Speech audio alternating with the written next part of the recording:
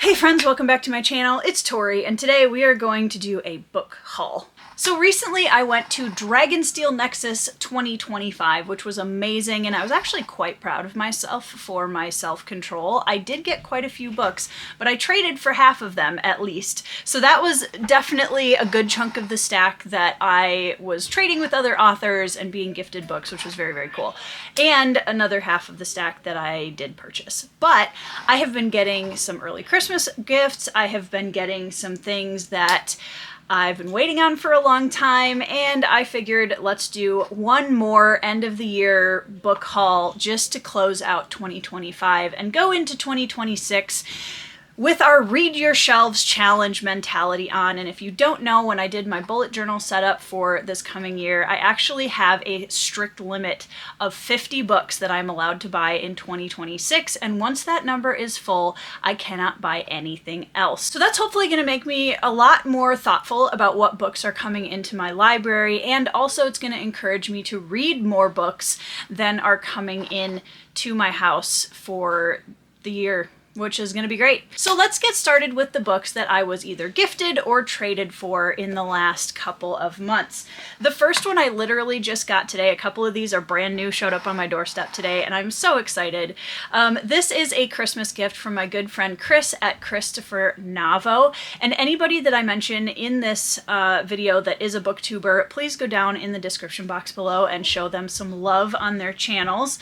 But he sent me King's Dragon by Kate Elliott. Most of you guys know that I've been really interested in reading a lot of female epic fantasy writers this last couple of years, and Kate Elliott was one that I know my good friend Nico from Nico's Book Reviews is a big fan of. I've heard lots of good things about Kate Elliott's work, and I think that this is going to be just a solid classic epic fantasy. So I'm excited to try her work.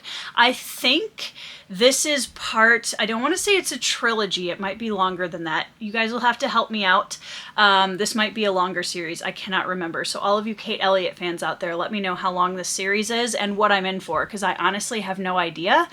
And I'm excited. I'm just excited to try another female epic fantasy writer. Next up, I got some early Christmas presents from my good friend and patron Minerva's Owl, and she sent me one of my most anticipated new indie reads that I have been eyeballing for quite a long time, ever since it came out. And after talking to my friend Fina from Fina Reads, who absolutely loves this trilogy, it shot way higher up on my TBR, and I am so excited to read it. And that is Salt in the Wound, which is Rainfallen Book 1 by Benjamin Averin. This is a trilogy, and I cannot remember if he is going to continue writing in this world or not, but in either case, this is a trilogy that comes very highly recommended by the people that I know that have read it, and it's one that I became aware of back in like Spiffbo 8 or 9 or whenever it kind of came out around that time. And it just sounds really, really interesting. I think there's kind of a maybe Arthurian dystopian vibe to that. Please go to Fina Reads' channel to hear more about this series, because she does such a great job of explaining what she loves about it. But to Minerva's Owl, thank you so, so, so much for this. I am psyched to get to this, hopefully in 2026. And then the other thing she sent along with it was the book Burner's Fall, which is a Raven Shadow novella by Anthony Ryan. I've been working my way through the Raven's Mark? I can never remember. There's the Raven's Mark and the Raven Shadow by Anthony Ryan, and this novella goes to one of those series, and I am looking forward to reading more of Anthony Ryan in the near future. And also, like, this is just such a cool novella cover. I absolutely love it. So anyways, huge thank you again for these. I cannot wait to get into both of them. Now a couple of gifts from my good friend Andrew over at Andrew's Wizardly Reads. The first book he sent me a couple months ago is The Hunter by Kay Agard. This is an indie book, first book in a series that he absolutely loved. One of his favorite indie reads of all time, and right away he was like, Tori, you have got to read this book, which is super cool. And I was actually able to meet the author Kylie Agard over at Dragonsteel, which was super cool. And what I know about this book is it's kind of told from a mentor-esque point of view, where we have a veteran soldier who's just kind of at the end of his rope, like he does not care about life anymore, and he finds purpose protecting a young character on a journey, I think. So Very excited to read this. I've been hearing great things from Andrew, and it was really nice to meet the author over at Dragonsteel, and I'm, really excited to get into this. And also, for Christmas, Andrew and I have a history of buddy reading, okay? So this is how this usually works. Andrew and I will talk about doing a buddy read for some kind of book on our shelves. We will start it, and I will read the whole thing usually, and Andrew most often ends up DNFing it. And that is one of the reasons why he's known as the DNF King. But he sent me a book that he is hopeful will actually be a successful buddy read for us. And honestly, from what I know of this book, I'm pretty optimistic, and that is Perils of the Past by Kane Williams. This one, first of all, this is such an intriguing cover. I absolutely love it. So what I know about this book is that our main character, whose name is Antarna, has survived some kind of a horrible, violent attack, and she is training so that she is able to fight back or protect her people if that kind of attack will happen again. I'm pretty sure we have a more ancient kind of fantasy world in this, that we have a lot of kind of race against time vibes in this book, which I'm very excited about because that usually means some really high tension, high stakes, and some good, like, action-packed scenes. Really excited to read this. I've been hearing great things about it around the indie community, and I don't know, you guys, I think this one could be a buddy read success for me and the DNF King. Next up, I received a book trade from my friend Tim Fasciola, who is an author that I met at Dragonsteel and who also is one of my buddies in the Honor anthology that just came out on Kickstarter. And this is a theme you're going to be seeing a lot in this haul, because I got a lot of books by my fellow Honor anthology authors because I'm really excited to read all of their work as I'm waiting for the anthology to come out so I can read their short stories. But this one is Ghosts of Rania, and this is the story of a sister bond, two sisters that are kind of dealing with a undead world. It's very dark, it's very emotionally driven. One sister wants to flee what's going on, and the other sister wants to stay and fight. This book is kind of a prequel to his main trilogy, A Vengeful Realm. I think it's a trilogy. Tim, correct me if I'm wrong. But he asked me which one I wanted to start with, and you guys know that I love a sister bond, and it was like an undead kind of necromantic world backdrop, which just sounded fantastic. And also when he said that it was, probably the most emotionally damaging of his epic fantasy, that was an easy choice for me. But I am excited to get the backstory of one of the characters in his main series so that when I get that far, she makes a little bit more sense. So huge thank you to Tim for trading books with me. I'm really looking forward to getting to this. Speaking of my fellow Honor anthology buddies, honestly, I should have just done a big line of these in the haul, but my next one is The Forsaken Planet, Power of the Stars, Book 1 by my fellow Honor anthology author, Brian Wilson. Now, you guys know that I am really interested in reading more sci-fi and sci-fantasy, especially emotionally charged, character-driven sci-fi. Now, Brian has been pitching this book as something that might appeal to fans of Red Rising, which you guys know is like one of the easiest ways to put me onto a series. But if this gives me anywhere near that kind of emotional investment and action-packed space opera feel, I'm gonna be thrilled, and that's exactly what I'm expecting from this series. Also, the dedication is to his daughters, which is absolutely adorable and immediately makes me even more excited to read this book. And I know that his short story in the Honor anthology is kind of an offshoot of one of the side characters in the series. So that's going to be really fun to read as well. So huge thank you to Brian for trading books with me. Next up, I'm going to hold up basically a series here.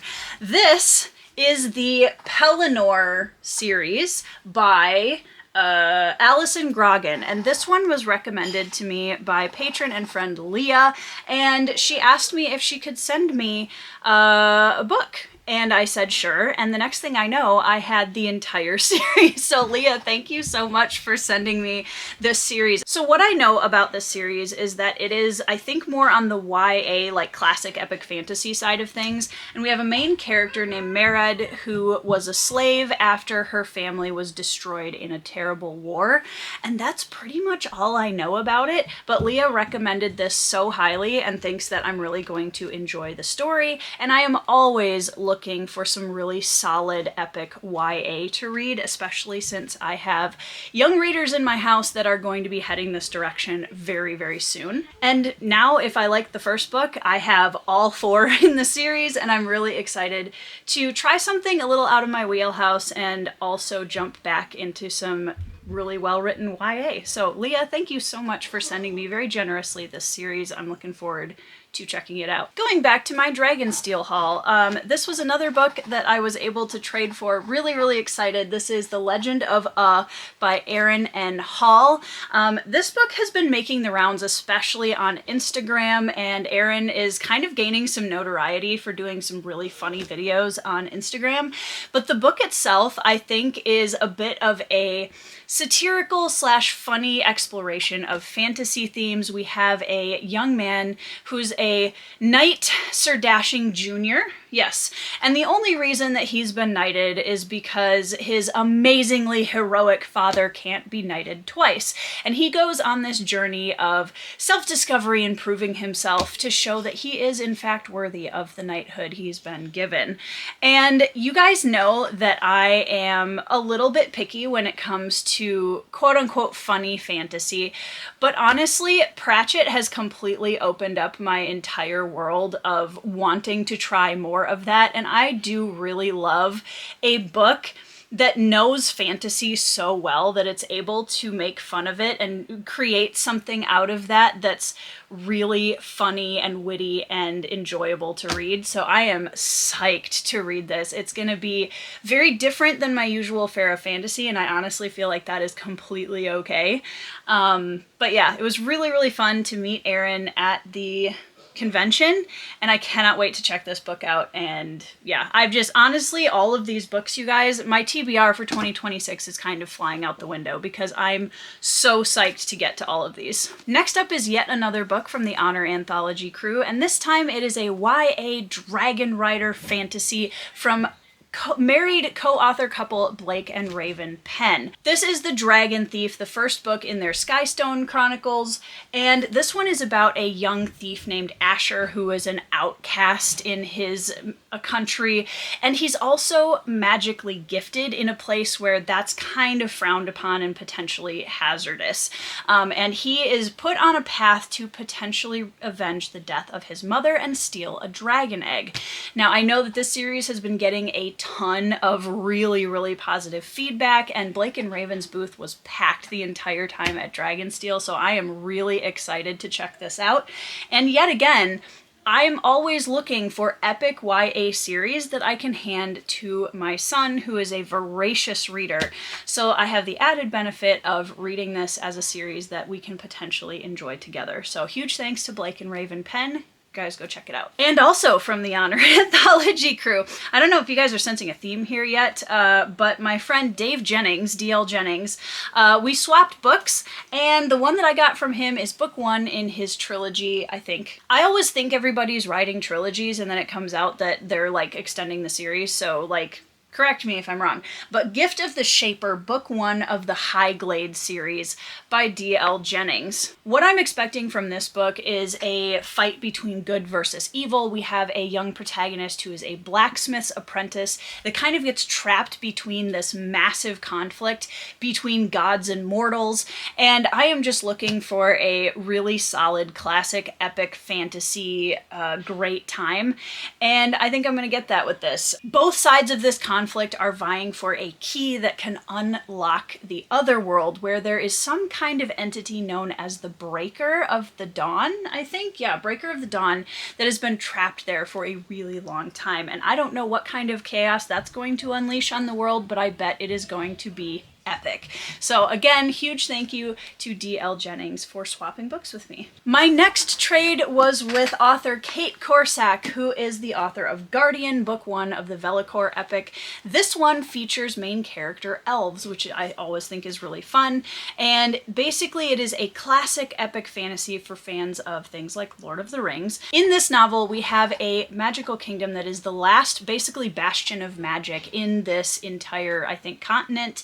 As the main character and his crew are sent on this journey, they're uncovering the darkness that is interwoven in the history of their people. I absolutely love the cover of this. It's absolutely gorgeous, and I honestly am really in the mood for some classic elf fantasy. I don't know where that came from. I think it's probably because I'm planning on reading Lord of the Rings next year, so I'm just kind of in that headspace, but I'm super excited to check out her debut novel and see what it's about. Alright guys, next time it was a trade of necromancers because I handed this author Cold Silver for Souls in exchange for his Dark Tidings, the Darkborn Saga, book 1. This follows an outcast man who is known as the Darkborn, who has fled from the machinations and schemes of people who wanted to use him for his power. Now what's even cooler about this book is that his animal companion is an undead wolf. It was honestly the cover that kind of pulled me in the beginning, and as we were trading stories about writing necromancer characters, it just made me more and more excited to check it out. So, Dark Tidings by Ryan O'Neill is my next one that was in my pile of trades. And the last book that I was gifted is, as we've been going through my grandfather's estate, he had a very big book collection, and I have taken a few of those back home. But one of the books on my classics bucket list that I've really been wanting to get to was The Old Man and the Sea. And I was thinking about buying a copy of it until I came across this beautiful vintage edition that my grandfather had. And the timing was a little too perfect. And so I brought this home and I'm going to put it on my shelf, and I'm really looking forward to checking out this little classic because I've heard that it is really emotionally impactful. Before we get into the other books that I have purchased this month, let's look at some special editions that I've gotten. The first one was actually from Dragonsteel. For those of you that don't know, the booth that I was in was right next to Christopher Rocchio, which was super cool. We got a chance to chat a little bit while I was there, and I wanted to have kind of a memento of getting to do this conference, and, you know, being right next to Chris Rocchio the whole time was super cool. So I ended up picking up a special edition of Empire of Silence, which, you guys, is absolutely gorgeous. Look at this map on the inside. The front cover is foiled, which is also beautiful, and he signed it to me, which was super nice. And of the 3 novels / novellas that I read of Sun Eater, Empire of Silence was actually my favorite, which apparently is kind of a hot take in the fandom, but that's okay with me. So I have this absolutely beautiful sprayed edges version of Empire of Silence to put on my shelves as a memento from Dragonsteel. Now guys, I don't cover buy very often. I know that's kind of a weird take in the bookish community, but I really don't. I can see a beautiful cover and appreciate it and walk on by. This one is the truest cover buy I have had in like the last 2 or 3 years, probably, since I bought Beast Player by Nohoko Uehashi. And that would be the Broken Binding, Blood over Bright Haven, which I still have not read. So not only was this a cover buy, it was also a book that I haven't read. But I mean, come on, look at these sprayed edges and the absolutely stunning artwork on this book. I couldn't say no, and I'm really, really hoping that I like it, you guys. Like, I'm really hoping that I like it. Because I'd really love to keep this version of it. I also have it in ebook, which I'm hoping to read in December if I can get to it. But this one was just an absolutely knocked out of the park beautiful edition from Broken Binding, so I did end up picking it up. And of course, the one that I am late to the party on, that everybody's been showing off for the last like month and a half, is the special edition of Red Rising. You guys knew I was gonna get it. I mean, come on, I pre-ordered it the day it came on the internet. And I'm gonna just show it off again, because I know you guys have already seen it, but like, it has this beautiful slipcase with EO on the front, and then it has the awesome like Helldiver artwork on this side, and then we have, of course, the more gold-esque version on this side. The sprayed edges, the map of the solar system. It's just a gorgeous, gorgeous book. It has a flip-out map / illustration on the inside, and I don't regret this one bit. This was absolutely a decision that needed to be made, and it needed to be on my shelf because I love this book so much, and I'm thrilled with this special edition. I think it's absolutely beautiful. All right, now let's talk about the real damage, which is books that I purchased in the last probably 2 to 3 months. The first one is Omniscient Reader's Viewpoint Volume 2. This is a lit RPG light novel that started out as a web series, and I've actually already read this, but I wanted to talk about it anyway because I bought it. This is Volume 2. I've now read Volumes 1 and 2, which is all that is out so far, and it kind of gives me like a less crass version of Dungeon Crawler Carl, not as deep, thrown into a world of like Alice in Borderland. It's definitely not a literary masterpiece, but I'm finding it entertaining. Book 2, well, I won't tell you what I think of it because that's for my wrap-up video. However, yeah, I purchased this almost as soon as it came out because I was pretty entertained by the first one. All right, back to the Honor Anthology. You guys thought you were done? You're not done. All right. We have Flames of Gold by Liz Delton. This is Legends of Gold and Silver, Book 1, and the second book just dropped, so definitely go check that out. All I know about this is that the main character is a fire mage, which just sounds like a great time, and also absolutely stunning cover. The second cover is even more gorgeous in my opinion. I'm really excited to read book 1 so I can hopefully get to book 2. But Liz Delton's Flames of Gold, super excited to get to this and read yet more Honor Anthology authors.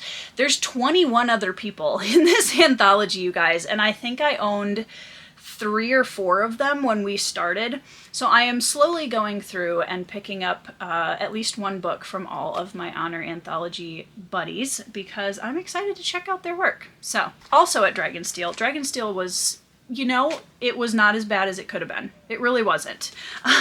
But I had Debunked by Dido Abbott up on my bookshelves, and finally, book 2 has come out. I say finally, like I still have not read Debunked, which is a problem. But book 2 is Thug Wallop, the Terra Venum Chronicles by Dido Abbott, and these definitely have some Pratchett vibes, but they're more geared towards kind of a YA audience. You guys should see his booth in person. It's so cool. He's actually built these like model airships, and he's got these like clouds with lights in them that stretch across the top of his booth. It's so cool. I got to meet him and his sister Wendy at Dragonsteel, and they were just absolutely lovely, and I am really excited to check out Dido's series. Next up, I picked up a book that I've honestly had in my Amazon cart multiple times in the last few months, and I just never pulled the trigger until I found out that the author herself was actually at Dragonsteel, and I thought, well, I have to pull the trigger now. And that is The Doll Makers by Lynn Buchanan. This one I'm really excited about because I think it has a little bit of like a horror flavor to the fantasy, where these artisans make dolls. There are like artistic style dolls, and there are also this kind of, I think, zombie horde of like military type dolls. I'm not entirely sure all of the specifics because, like I've said before, I do try to go into these as blind as possible. But it just sounds really interesting. I think there's going to be a really dark kind of gothic flavor to this, and I'm really, really looking forward to it. So I had to pick up a copy when I saw that the author was in person at Dragonsteel. Next up, I picked up, yes, a cozy fantasy. Nobody panic. I am okay. But I'm actually really, really excited to read this. And that is The Midnight Carnival by Kenny Gold, who I also had the pleasure of meeting at Dragonsteel. And this one, I'm just going to read you the little paragraph on the back because honestly, I can't sell it better than that. Max Planck is a down-on-his-luck handyman with no job, no prospects, and no plan. But when he discovers $1 million hidden underneath his bathtub, he does what anyone would do. He buys a haunted, defunct amusement park. Fantasy creatures, cozy, haunted carnival. Come on, like, doesn't that sound awesome? I'm really, really excited to read this, and as you can see, it's a pretty short little read, and I've been seeing really good things about it, so thank you so much, Kenny. I'm really excited to check this out. Next, I bought a book I already own, and I have an explanation. That is Promise of Blood, the first book in the Powder Mage trilogy by Brian McClellan. Now, I already own this book, but Brian McClellan was there at Dragonsteel, so I figured I should probably get one that he signed. So this is actually now signed to me, so let's all cross our fingers that I really enjoy it. But this is a flintlock fantasy that I think a lot of people have talked about being pretty underrated in the epic fantasy sphere, so I'm really looking forward to checking it out, especially since flintlock is something that I have kind of gotten to be more interested in it, I would say, in the last year.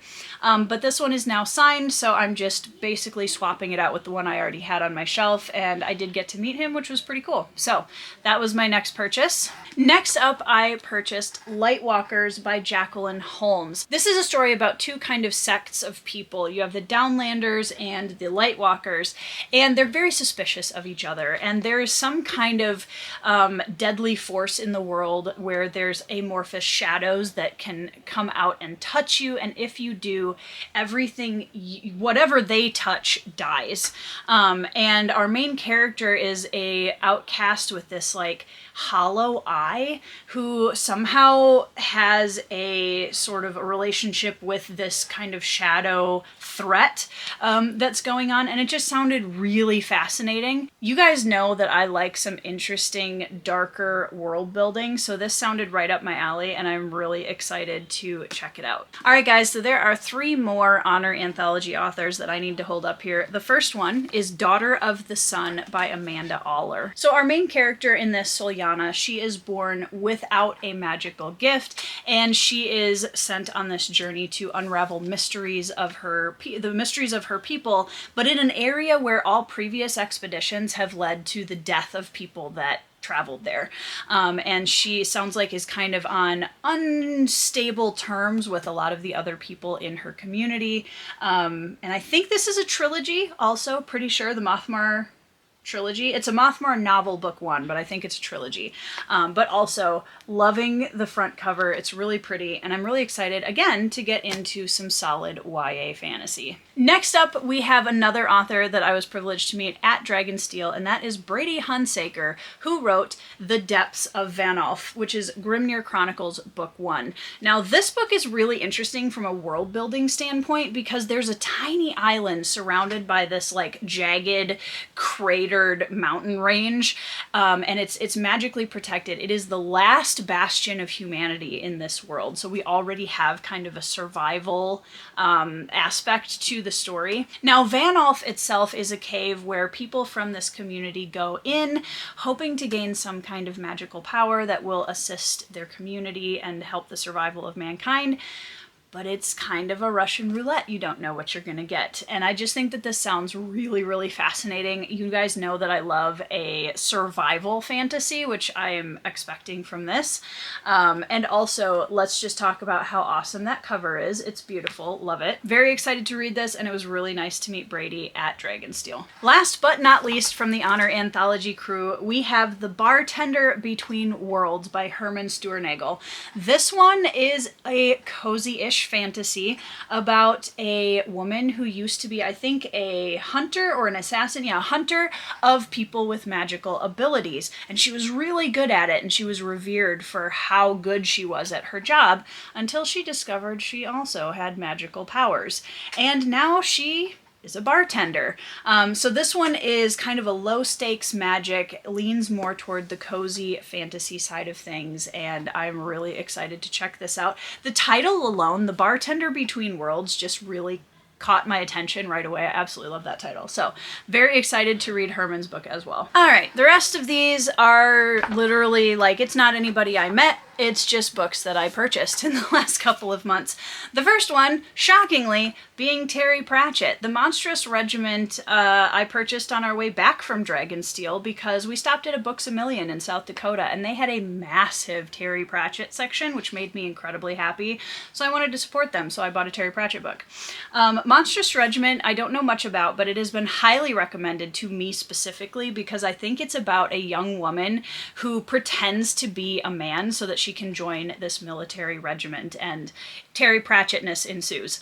So I'm very, very excited to read this. I think it's going to be fabulous, and it is a standalone in the Discworld novels. So if you're looking for an entry point, I can't speak to this because I haven't read it yet, but I would guess that this would be maybe an okay spot to start if the premise sounded interesting to you. I also bought two other Terry Pratchett books earlier. One of them is The Light Fantastic, which is the second book in the Wizards series within the Discworld. I read Color of Magic last month and actually enjoyed it more than I thought I was going to, but pretty much everybody I've talked to says that you really should read Color of Magic and Light Fantastic pretty close together because they do kind of flow into each other. The Color of Magic sort of drops off at the end and leads us right into apparently the events of The Light Fantastic. So I wasn't anticipating reading the Wizards series right now since I'm also in the middle of the death cycle, but here we are and I'm not mad about it. The other Terry Pratchett novel that I purchased is the final death cycle book that I didn't own, and that is The Hogfather, which is pretty much universally recommended as everyone's favorite death cycle book. I know it has a Christmas theme. I can only imagine that death becomes Santa Claus for a while or something to that effect. And I'm really looking forward to that. I think this is going to be a really fun, cozy read, and yeah, hopefully my favorite of the death cycle as well. All right, next I bought another manga. Surprise. And this one, I think, takes the cake as the weirdest title ever to join the books on my bookshelf. Okay? Hold on, are you guys ready for this? I Want to Eat Your Pancreas, the complete manga collection by Yoru Sumino. Now, when I first saw this, let's be real, there's a lot of anime and manga out there that have really freaking weird titles. So I didn't want to judge a book by its title, so I looked into the synopsis because I was like, well, that's a really weird title. But the reason why I purchased it is because apparently this is a really wholesome story about a young school-age girl who is dying of some kind of pancreatic disease, and the boy who becomes her friend and discovers her illness. And I was like, you know what? I'm sold. I need to check out this weirdly titled manga and see what it's all about, because I think it is going to be really heartwarming and it might make me cry, and I'm really ready for that. Next up, on my way back from Dragonsteel, I bought, again, a book that I already have because it was a pretty edition and I can't have too many versions of this book, and that is Frankenstein by Mary Shelley. Look at this cover. It is a tiny little hardcover classic, has a quote, "Beware, for I am fearless and therefore powerful," on the back, and I absolutely loved this cover. So I bought it. That's all she wrote. Next up is a series where I have been able to get a hold of the hardcovers of book 1 and book 3, but I only had the ebook for book 2. And if I'm being honest with myself, it's going to take me way longer to get to book 2 after liking book 1 than it would if I had the physical edition. So I did end up picking up the paperback edition of The Words of Kings and Prophets by Shauna Lawless. This is a Irish mythological historical fantasy, and I read Children of Gods and Fighting Men earlier this year and really enjoyed it, but I do want to continue on with something that's a physical copy. So for this series specifically, some books I don't have a problem with reading ebooks, but this one especially I really wanted to have the physical version, so I bought it. Next up, this is kind of a weird one. This was kind of a spur of the moment thing. It's probably the most impulsive book in this entire stack, to be honest. But I wouldn't say that I'm a raving Star Wars fan. I'm not. I grew up with a lot of Star Wars stuff. It came out like during my parents' generation. They talked about it a lot. I enjoyed Star Wars.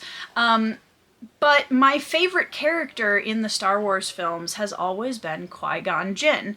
And I was kind of curious because I'd heard some of my friends on BookTube talk about the Star Wars books and how, I mean, there's millions of them, you guys. There's so many Star Wars books that it makes it very overwhelming to try to figure out where on earth to start. So I just figured, I know there's lots of good entry points, and I'm sure that there are some Star Wars people down in the comments that are going to be like, no, start with this one. But this one I bought because I was like, look, I need more Qui-Gon Jinn in my life, and I'm very upset that he's only in one of the films. That was a travesty that we did not deserve. And so I picked up Master and Apprentice by Claudia Gray, which is about Qui-Gon Jinn and Obi-Wan Kenobi, and like prior to the events of episode 1.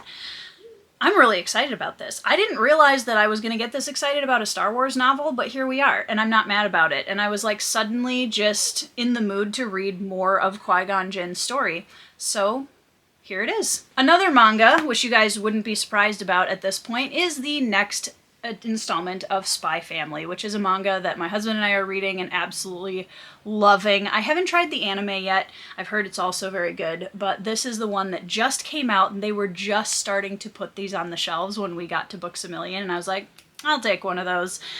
So now I have the newest Spy Family edition. Next up are 2 books, non-fiction books, guys, okay, that I didn't even know existed until this year. And I don't know why, I don't know. I mean, I say I live under a rock because most of the time it's true. There's so many books, I just don't know about them all. Imagine. So I purchased 2 books by C.S. Lewis. This one is Essays and Stories of Other Worlds, where he talks about the importance of story and wonder, especially within kind of a fantasy genre. And this one is on stories, other essays on literature. I didn't know that he wrote these, but I'm really excited to read them. I've read some of his other essays, and obviously I grew up being a big fan of Narnia overall. And I just think that these are going to be really encouraging, lovely reads for me as a fantasy writer. I'm so excited to get to these. I think they're going to be great palate cleansers in between all of the fiction that I read this next year, and I'm honestly hoping to get to them sooner rather than later. All right, I also had a tiny book outlet haul back over like November sometime, I think, early November, I can't remember. And I don't know, this one was kind of an impulsive buy too, and I know that a lot of you guys are going to be like, ooh, Tori, I don't know if you're going to like this, but we'll see. I picked up Frederick Bachman's Beartown. Now, I know that there are some people in my community that are very much not fans of this book, and I do know what it's about. I have read Frederick Bachman before. I read Anxious People a couple years ago, and I actually kind of like his writing style, but I wasn't sure that Anxious People was the right book for me of his work. And I have a bunch of his shorter works on my Kindle as ebooks, but I don't know what it was about this one that just made me finally pull the trigger and be like, you know what, I'm really curious to see how he handles this kind of like winter setting, small town that is dealing with a really horrible tragedy and kind of trying to cover it up. I'm really curious to see how he handles that. I might hate it, I might not. I have no idea, but I'm gonna read it. Now, one of my favorite books this year was The Traveling Cat Chronicles by Hiro Arakawa, and so I bought another one of her books that is The Goodbye Cat. And if this is anything like The Traveling Cat Chronicles, it's gonna make me cry. I need more Japanese contemporary cat fiction in my life, and If Cats Disappeared from the World did not have enough cat in it, which was super disappointing.